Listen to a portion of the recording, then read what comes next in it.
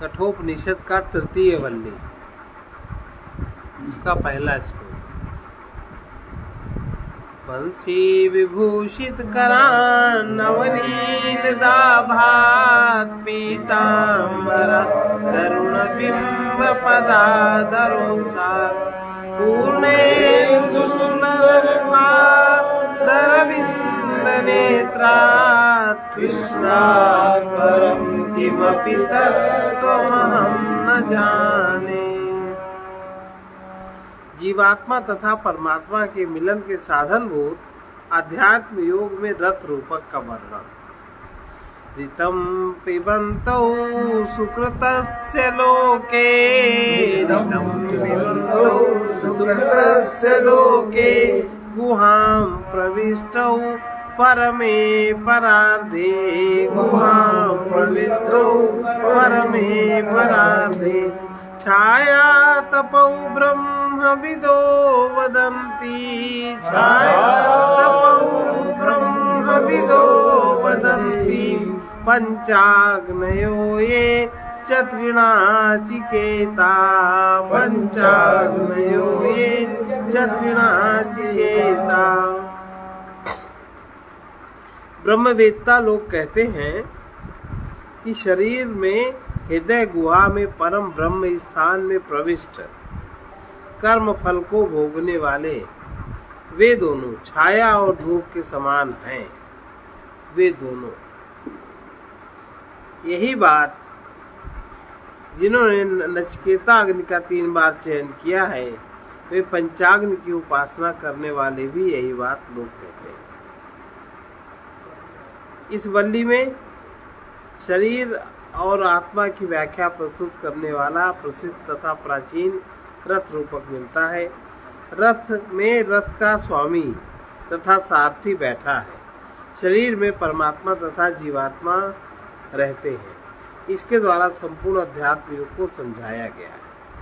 आत्मा और जीव के संबंध में इस वल्ली के प्रारंभिक श्लोक में प्रस्तुत किए तथ्य सभी तत्वज्ञानी तथा कर्म कांड के अनुयायी पंडितों को मान्य है। शरीर के कार्य व्यापार इन्हें दोनों तत्वों अर्थात जीवात्मा परमात्मा के मानव निर्देशित एवं संचालित, इससे जीवात्मा और परमात्मा के द्वारा मानव निर्देशित एवं संचालित होता है। इनमें से पहला दूसरे का छाया ब्रह्म है। इनमें से पहला दूसरे का छाया ब्रह्म है। यही तथ्य सर्वमान्य है।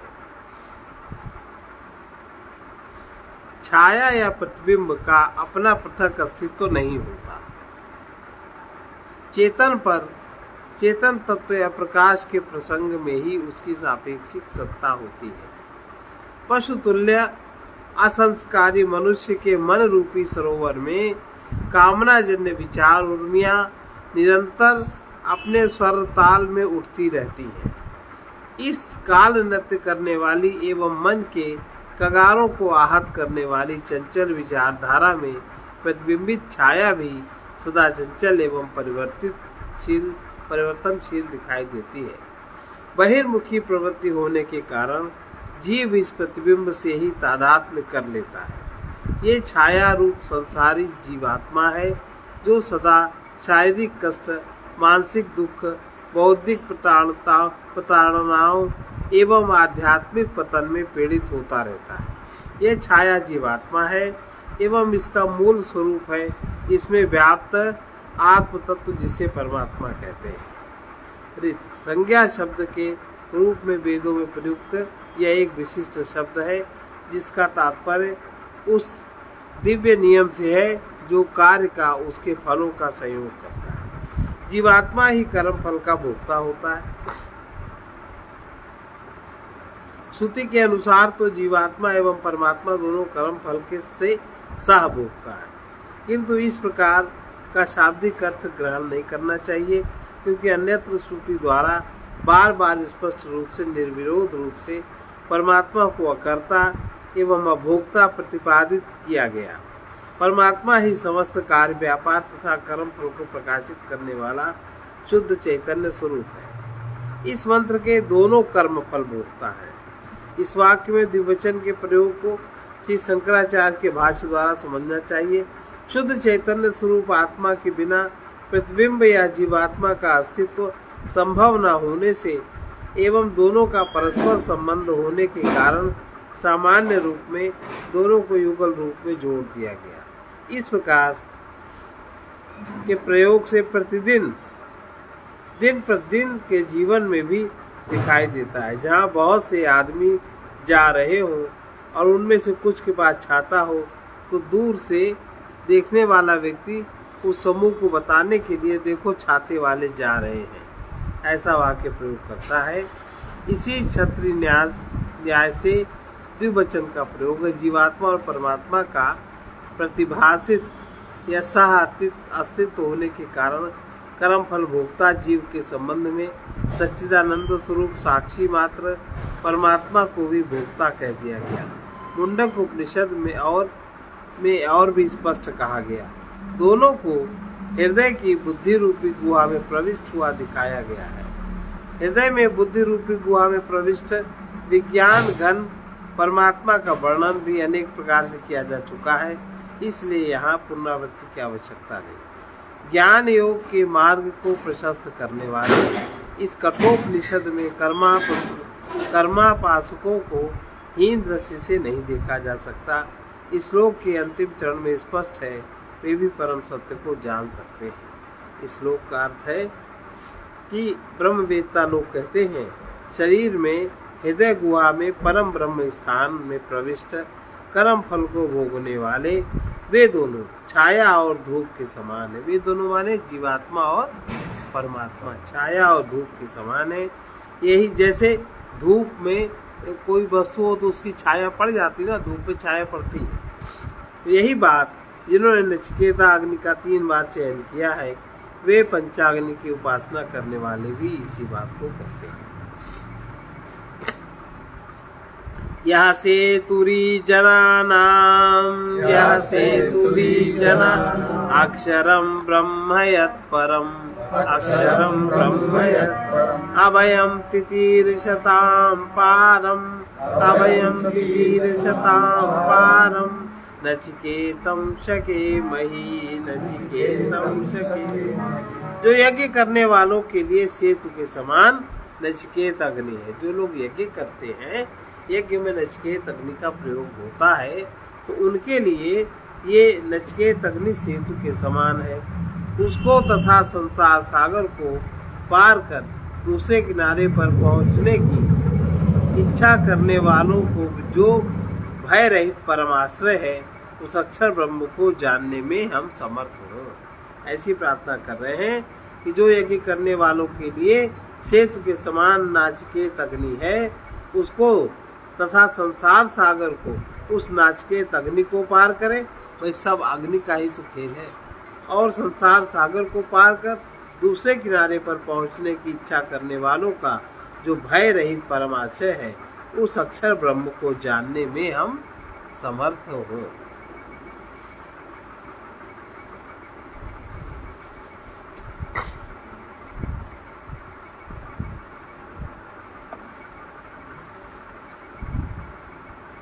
विषय से सीधा संबंध न रखने के कारण एवं परस्पर 2 भिन्न तथ्य रखने वाले इस अध्याय के प्रारंभिक 2 श्लोक प्रक्षिप्त अंश माने जाते हैं, लेकिन फिर भी कुछ संबंध है।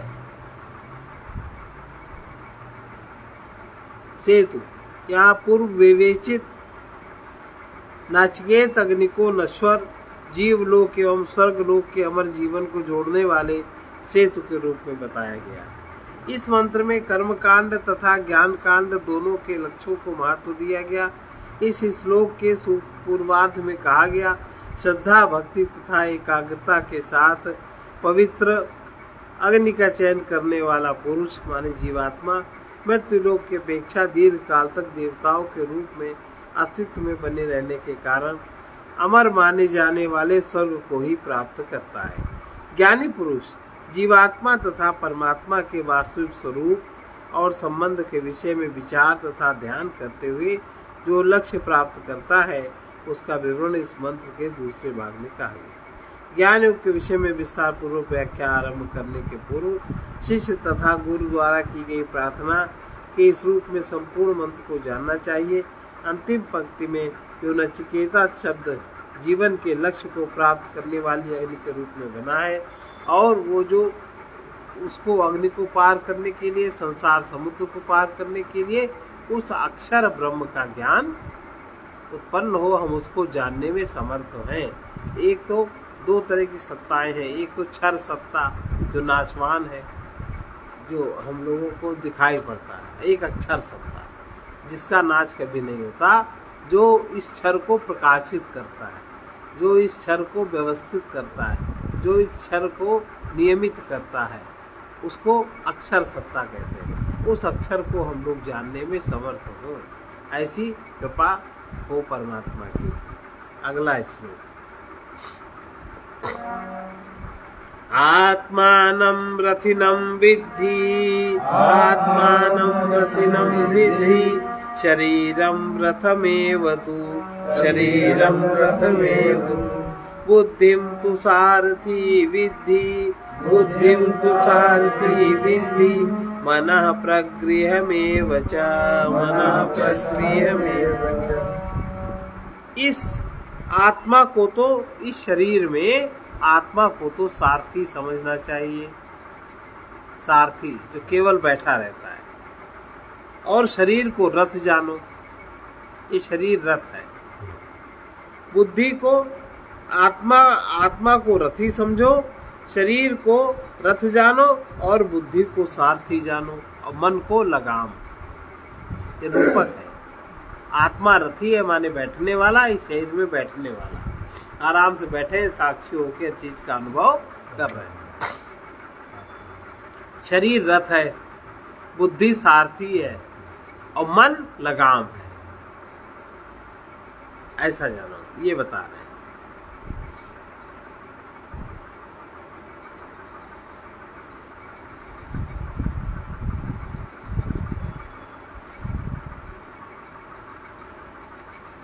दिव्य गीता में रथ रूपक का सबसे सजीव चित्रण है। वहाँ 5 बलशाली घोड़ों से युक्त रथ के स्वामी के रूप में किंग कर्तव्य विमूढ़ भयभीत अर्जुन को तथा सारथी के रूप में परम ज्ञान स्वरूप श्री कृष्ण को प्रस्तुत किया गया है। रथ के दोनों ओर कौरवों तथा पांडवों की सेना युद्ध के लिए बनाए गए चक्रव्यूह के अनुसार युद्ध प्रारंभ करने के लिए खड़ी है। ऐसे संघर्षमय क्षणों में वास्तविक युद्ध प्रारंभ होने के पूर्व गीता उपदेश की भूमिका बन जाती है।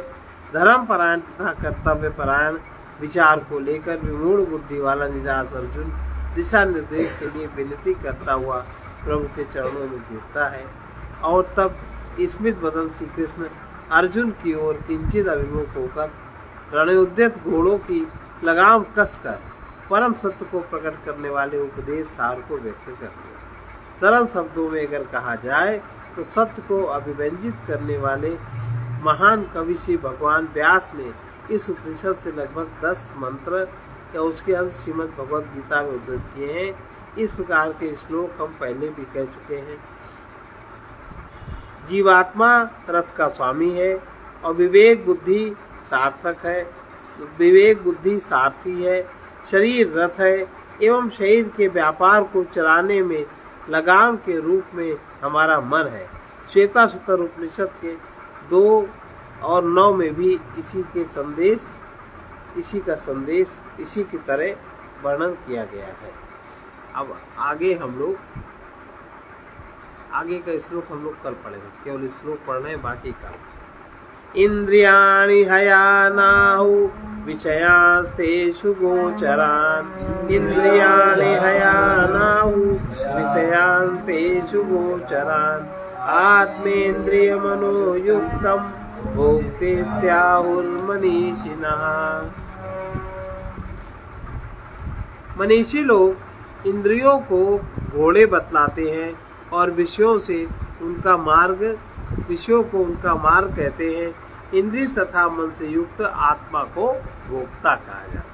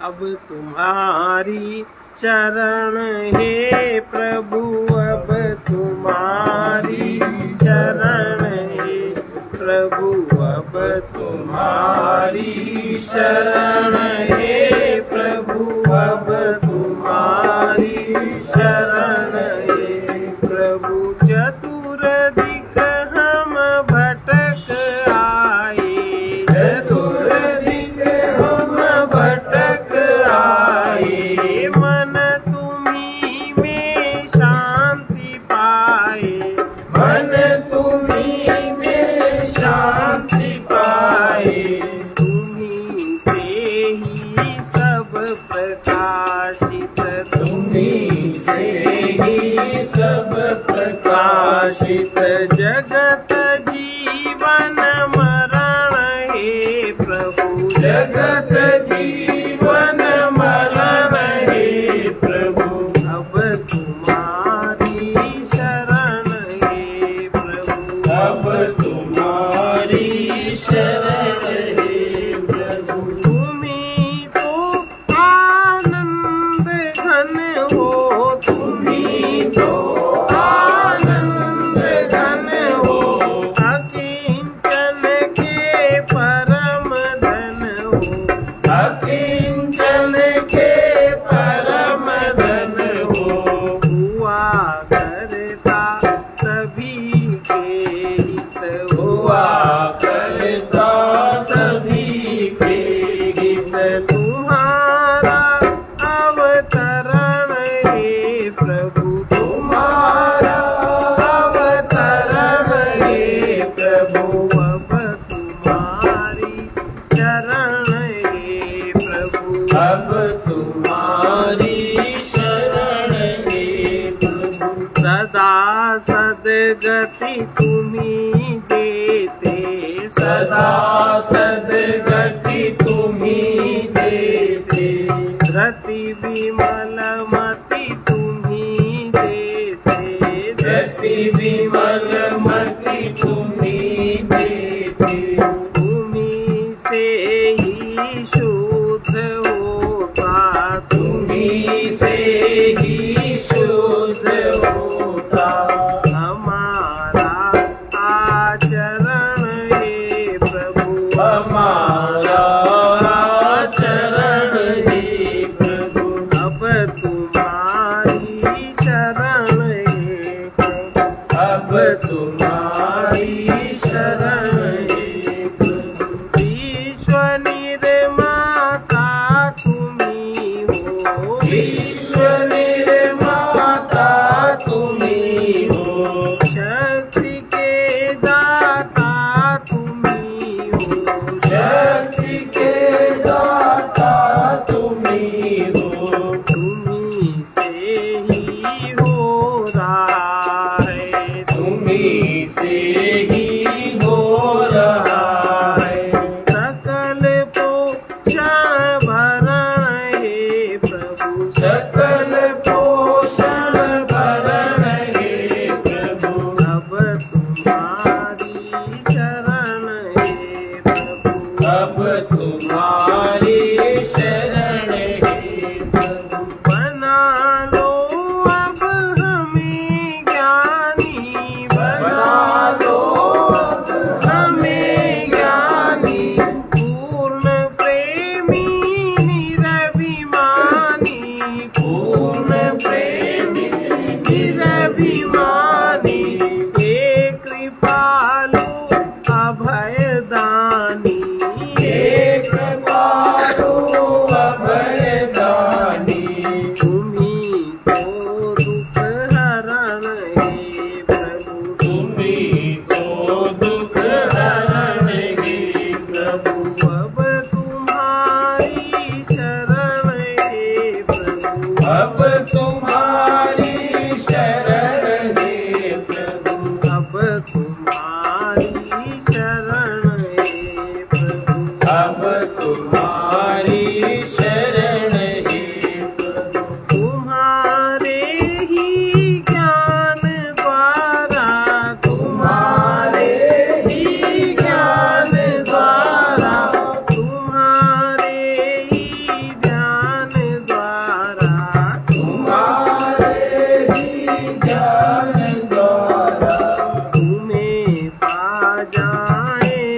पथिक हम, तुम्हें पा जाए पथिक हम।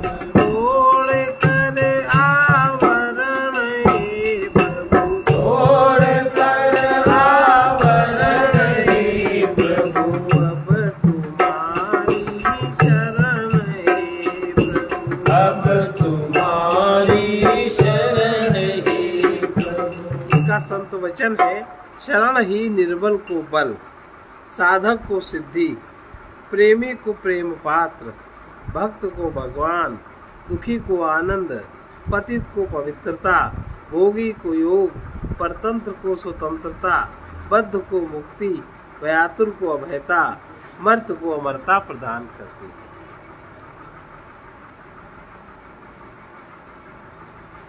सर्वे भवन्तु सुखिनः, सर्वे भवन्तु सुखिनः, सर्वे सन्तु निरामयाः, सर्वे सन्तु निरामयाः, सर्वे भद्राणि पश्यन्तु, सर्वे भद्राणि पश्यन्तु, मा कश्चित् दुःखभाग् भवेत्। मा कश्चित् दुःखभाग् भवेत्। कृष्णाय वासुदेवाय, कृष्णाय वासुदेवाय, हरये परमात्मने, हरे परमात्मने, प्रणतक्लेशनाशाय, प्रणतक्लेशनाशाय, गोविन्दाय नमो नमः।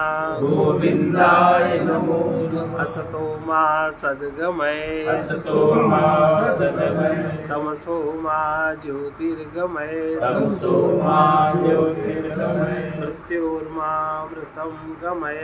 मृत्योर्मामृतं गमय। ॐ पूर्णमदः पूर्णमिदं पूर्णात् पूर्णमुदच्यते, पूर्णस्य पूर्णमादाय पूर्णमेवावशिष्यते। ॐ शान्ति शान्ति शान्ति।